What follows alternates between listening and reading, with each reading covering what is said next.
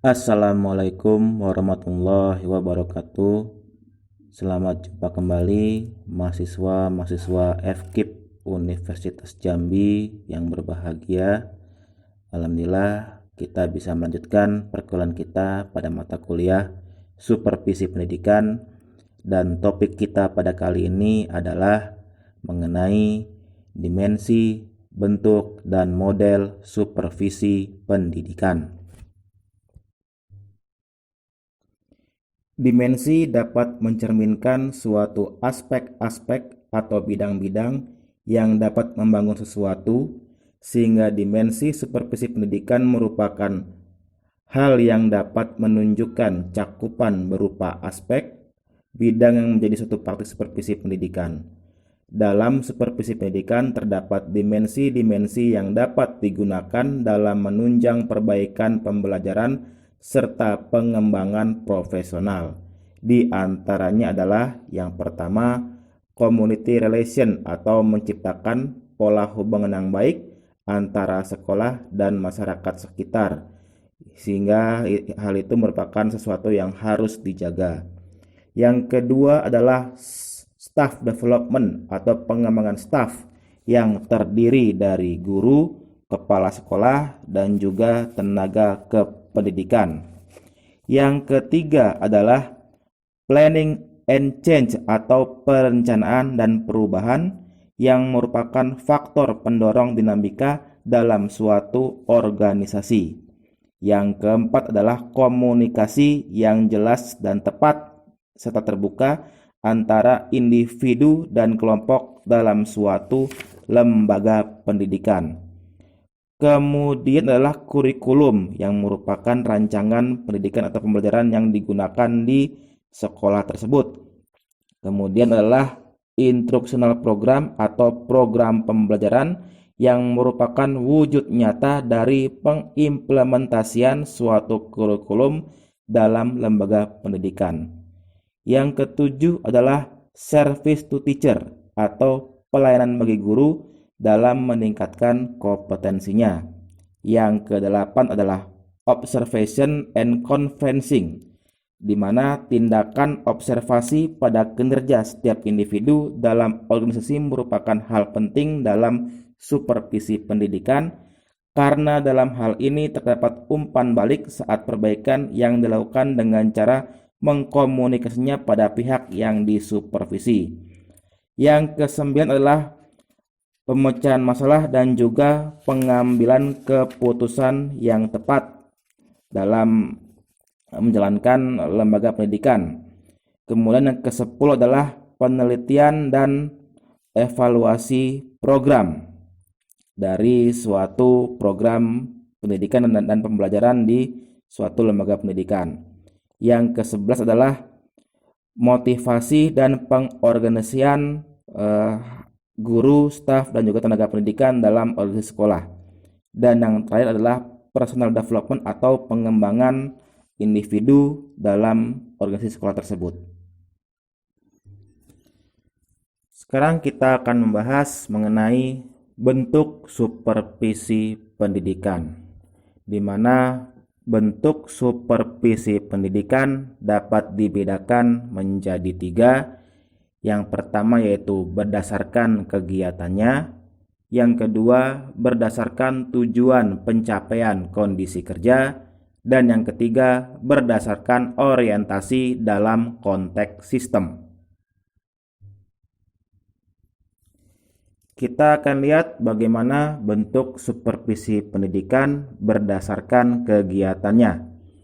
Yang pertama adalah supervisi akademik, yang merupakan supervisi untuk meningkatkan proses pembelajaran, untuk meningkatkan mutu proses dan hasil pembelajaran. Supervisi akademik menitik beratkan pengamatan supervisor pada masalah-masalah akademik, yaitu hal-hal yang langsung berada dalam lingkungan kegiatan pembelajaran ketika siswa sedang dalam proses mempelajari sesuatu. Yang kedua adalah supervisi administrasi, di mana supervisi ini menitik beratkan pengamatan supervisor pada aspek-aspek administrasi yang berfungsi sebagai pendukung dan penunjang kelancaran dari proses pembelajaran.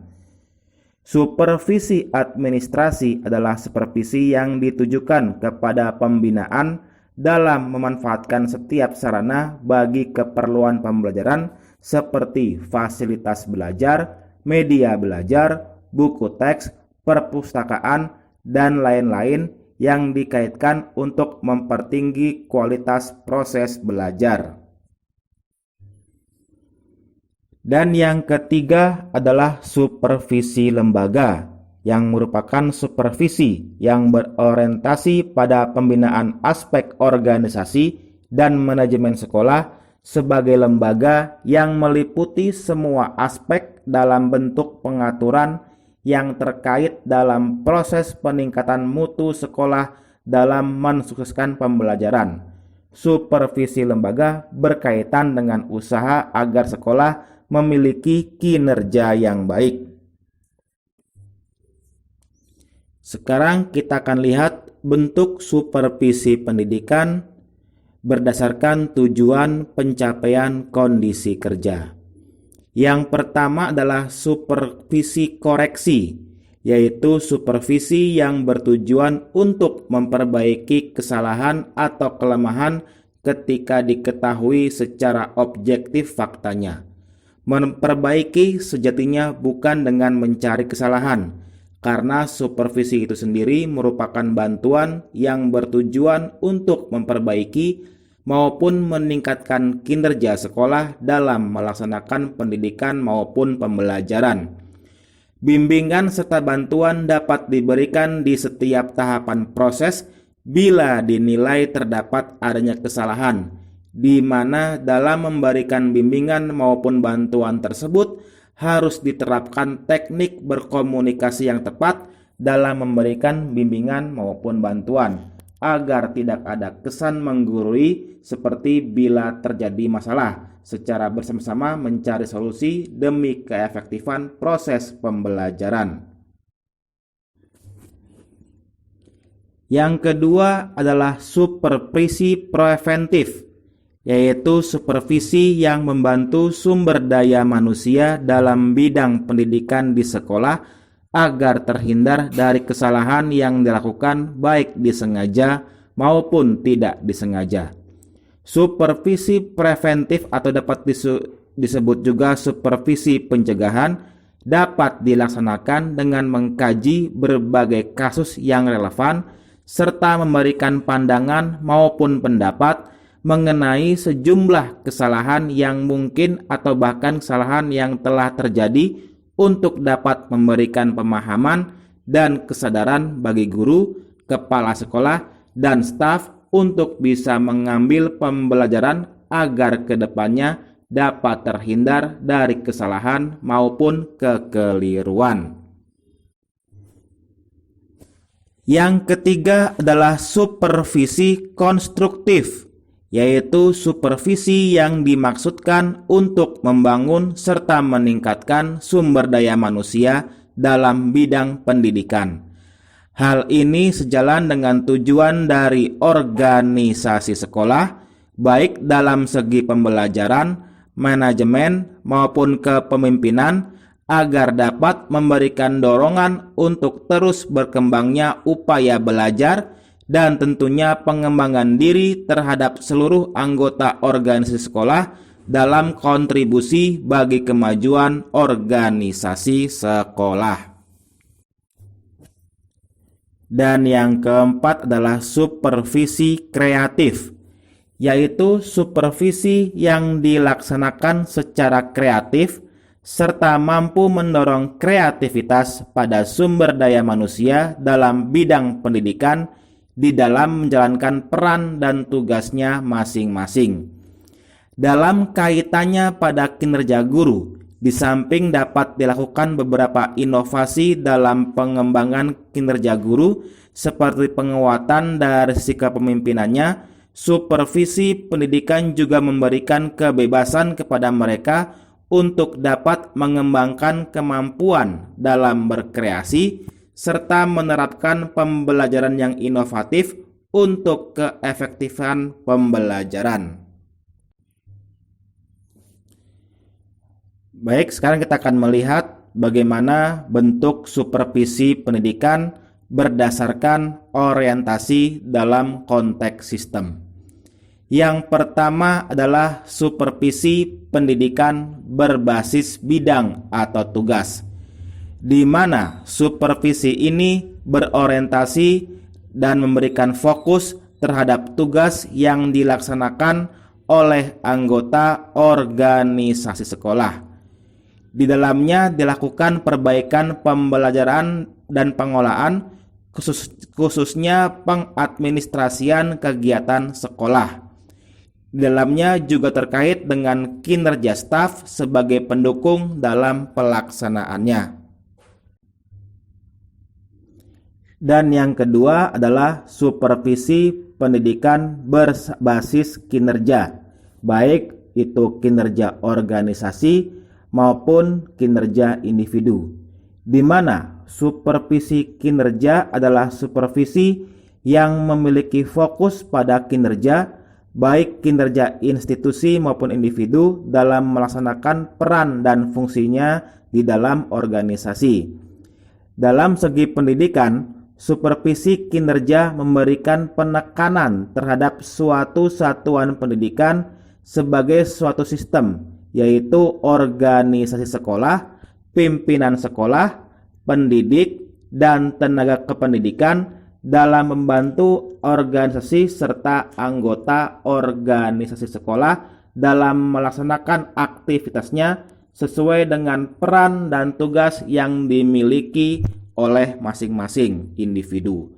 Supervisi kinerja memandang organisasi sekolah sebagai suatu sistem, yang mana subsistemnya ialah bagian yang turut berkontribusi pada perkembangan serta peningkatan mutu pendidikan sekolah, baik di dalam hasilnya maupun proses penyelenggaraannya, sehingga kinerja dari guru, kinerja kepala sekolah, serta kinerja staf adalah bagian yang akan menjadi titik penting bagi perkembangan serta kemajuan dari sekolah di dalam melaksanakan peran dan tugasnya.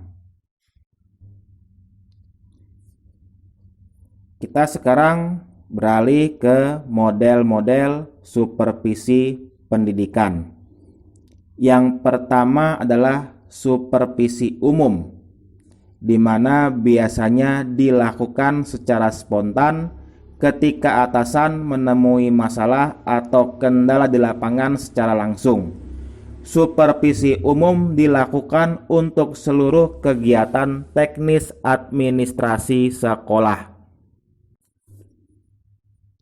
Yang kedua adalah supervisi akademik atau pengajaran, di mana supervisi ini kaitannya dengan kegiatan-kegiatan pengawasan terhadap guru dalam proses belajar mengajar guna perbaikan kondisi pembelajaran ke arah yang lebih baik lagi.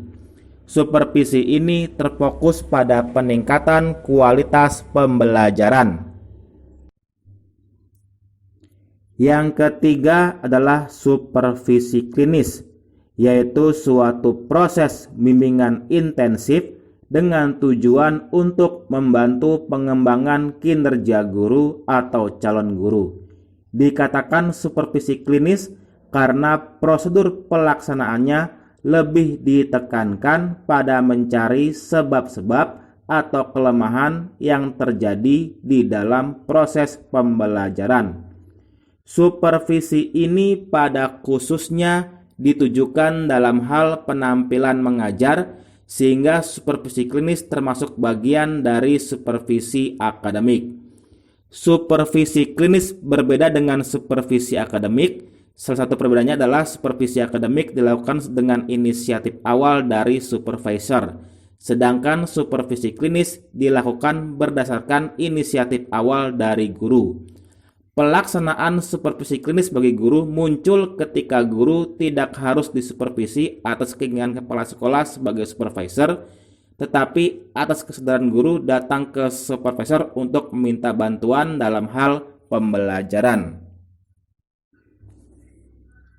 Dan yang terakhir adalah pengawasan melekat, di mana pengawasan melekat memungkinkan setiap pemimpin melihat kinerja bawahannya sehingga hal-hal negatif dapat diantisipasi lebih awal.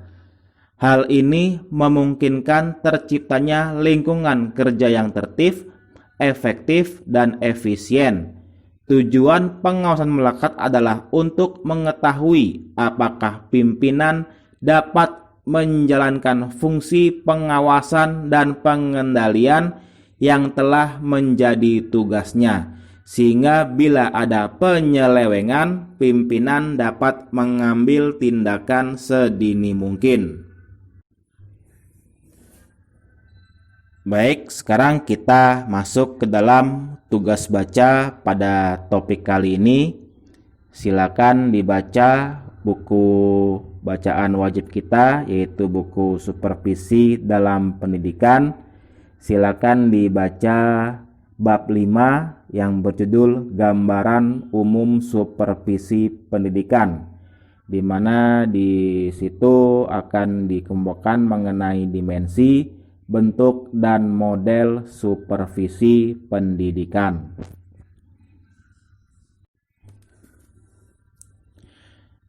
Sementara untuk bahan diskusi pada topik kali ini adalah mengenai tipe atau model supervisi pendidikan yang terdiri dari supervisi inspeksi, supervisi pengawasan, supervisi pemaksaan, training and guidance, dan supervisi demokratis. Silakan saling bertukar pikiran dan juga memberikan pendapat pada forum diskusi yang telah disediakan. Selamat berdiskusi, selamat belajar. Assalamualaikum warahmatullahi wabarakatuh.